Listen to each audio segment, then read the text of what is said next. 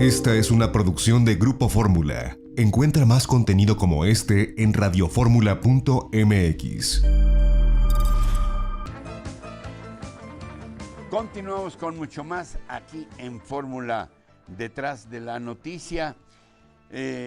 Bueno, pareciera que hay una suerte de epidemia, de conflictos en diferentes lugares del planeta. La invasión de Rusia a Ucrania, el eterno conflicto entre Israel y Palestina, China intimidando a Taiwán, al otro lado del mundo, los ensayos nucleares de Corea del Norte y el desplazamiento militar de Moscú a la frontera con Finlandia, luego de que ésta se ha declarado ya como una nación perteneciente al Tratado del Atlántico Norte. De viva voz, la doctora Cristina Rosas González, académica y especialista en seguridad internacional de la Facultad de Ciencias Políticas y Sociales de nuestra UNAM. Doctora, gracias por estar con nosotros. Buen día. Buen día, Ricardo. Un gusto saludarlo, al igual que a su auditorio. Doctora Cristina Rosas González, de nuestra UNAM. ¿Son hechos aislados o tienen algo que ver unos con los otros el que de pronto hayan coincidido varias zonas de conflicto en torno a este planeta?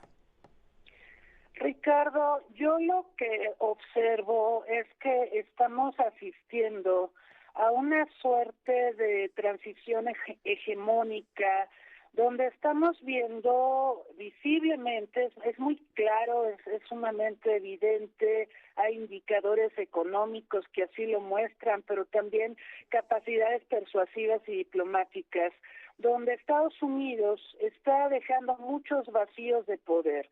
Estados Unidos, la era de la Pax Americana, está en franco declive. Y al mismo tiempo, Ricardo, estamos observando un ascenso de otros poderes. Visiblemente China está logrando un posicionamiento que comenzó en el terreno económico comercial. Hoy China es la fábrica mundial, es el país que es el primero o segundo socio comercial de prácticamente cada país del mundo, pero también está teniendo un posicionamiento cada vez más claro en aspectos no económicos, en el terreno militar. Es la segunda potencia militar en términos de presupuesto que destina a la defensa, justo detrás de Estados Unidos. Y por el otro lado estamos viendo a una Rusia que también se está abriendo paso, está buscando un reconocimiento como potencia al menos regional, estableciendo lo que sería una reafirmación de su liderazgo en lo que fue el espacio soviético. Entonces estamos viendo reacomodos que naturalmente avivan conflictos que ya estaban ahí. No es que estos conflictos hayan surgido de repente. Usted mismo señalaba hace un momento el caso de Israel y Palestina, que este conflicto es ancestral y se exacerba cuando nace el Estado de Israel en 1948. Mencionaba lo de Corea del Norte. Este conflicto también tiene una larga data, con una Corea del Norte que ahora nos dice que no se va a desnuclearizar para que no le pase lo mismo que a Ucrania, es decir, para que no se vulnere su soberanía. Y por el lado también de lo que estamos viendo justamente en la región de la OTAN, la zona cubierta por la OTAN, estamos viendo un expansionismo de esta alianza militar, que es un abierto desafío a Rusia, y por supuesto Rusia no se va a quedar callada. El tema, Ricardo, es que vemos una transición hegemónica, un país que declina, otro que asciende y otro que quiere acomodarse en esta transición hegemónica, que sería el caso de Rusia. ¿Cuáles son los riesgos, las amenazas que hay para la seguridad global de que alguno de estos conflictos pueda estallar ya de manera muy violenta, muy escandalosa, doctora?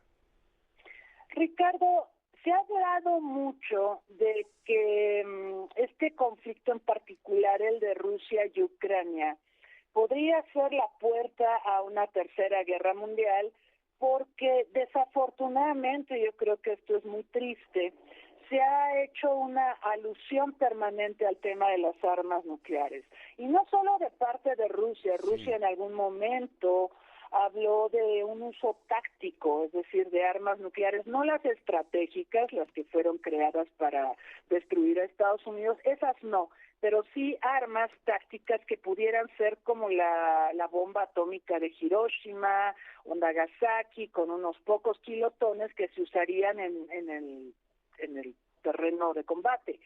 Esto es muy peligroso. Pero también Estados Unidos, Ricardo, el año pasado presentó la administración Biden la doctrina nuclear, en donde se habla de que en Estados Unidos ya no se cree que sus armas estratégicas sean un disuasor para que otros países dejen de amenazar a la Unión Americana. Entonces, también en Estados Unidos se está favoreciendo la idea de pequeñas armas nucleares. Esto de si son grandes, pequeñas, o de si tienen muchos kilotones o poquitos, me parece una discusión muy peligrosa, porque al final son armas nucleares y tienen un poder destructivo que puede, además, coadyuvar a una catástrofe global.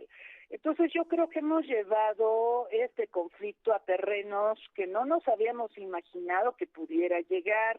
No se ve voluntad política, por otra parte, Ricardo. Naciones Unidas, su Consejo de Seguridad, parece paralizado precisamente porque tanto Rusia como Estados Unidos, protagonistas de esta crisis, tienen derecho de veto y de paralizar cualquier discusión que afecte negativamente sus intereses. Entonces, es un momento difícil, es muy importante que la comunidad internacional retome la capacidad gestiva, promueva el multilateralismo, promueva el diálogo y nos alejemos de estas narrativas tan peligrosas como, lo decíamos, el posible uso de armas nucleares en un conflicto armado.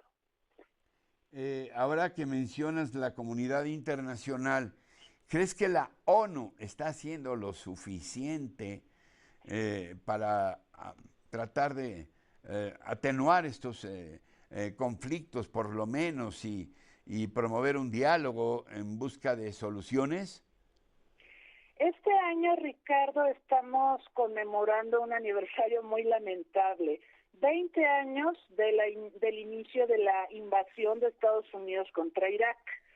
Y como recordará, esta decisión de Estados Unidos de ir a la guerra contra Irak el 20 de marzo de 2003 se tomó pasando por alto al Consejo de Seguridad. Consejo de Seguridad de Naciones Unidas no aprobó la resolución que la administración de George W. Bush estaba promoviendo y entonces Estados Unidos decidió irse por la libre. ¿Por qué lo menciono? Porque este hecho ha tenido profundas consecuencias para la legitimidad de Naciones Unidas y para su accionar en casos de crisis que quebrantan a la paz y a la seguridad internacionales. Yo la veo muy paralizada a Naciones Unidas, sobre todo en el terreno del Consejo de Seguridad. La Asamblea, lo hemos visto, Ricardo, ha sesionado, ha condenado a Rusia, ha condenado otros conflictos, por supuesto, que quizá no están tan perfilados como lo de Rusia y Ucrania, pero que son sumamente graves. Sin embargo, el órgano que está facultado para actuar en casos de quebrantamientos graves a la paz y a la seguridad internacionales, que es el Consejo de Seguridad, está paralizado y esto ya también tiene una historia bastante larga, donde un parteaguas me parece que fue la guerra de Estados Unidos contra Irak, que inició hace 20 años. ¿Algo más que quieras comentar sobre el actual panorama internacional, doctora, y que no te haya preguntado algo más que puntualizar para nuestro auditorio? Con todo gusto, Ricardo. Tenemos conflictos que mediáticamente ocupan los titulares, acaparan la atención. Pero hay otros conflictos que acontecen simultáneamente y que no reciben dicha atención.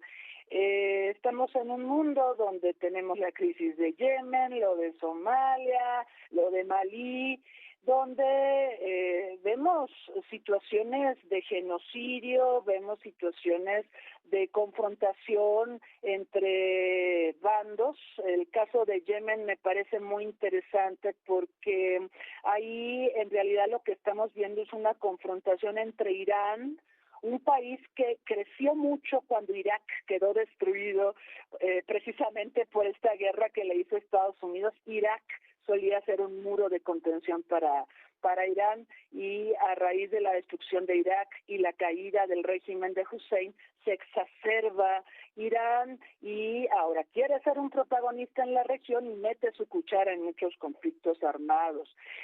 Por su parte, Arabia también dio una oportunidad en el declive de Irak y en la salida de Saddam Hussein, una oportunidad para posicionarse. Yo lo que le diría a Ricardo es que las potencias, en este caso Estados Unidos, que fue protagonista hace 20 años en aquel conflicto, hacen reacomodos geopolíticos a modo de que sus intereses se vean satisfechos.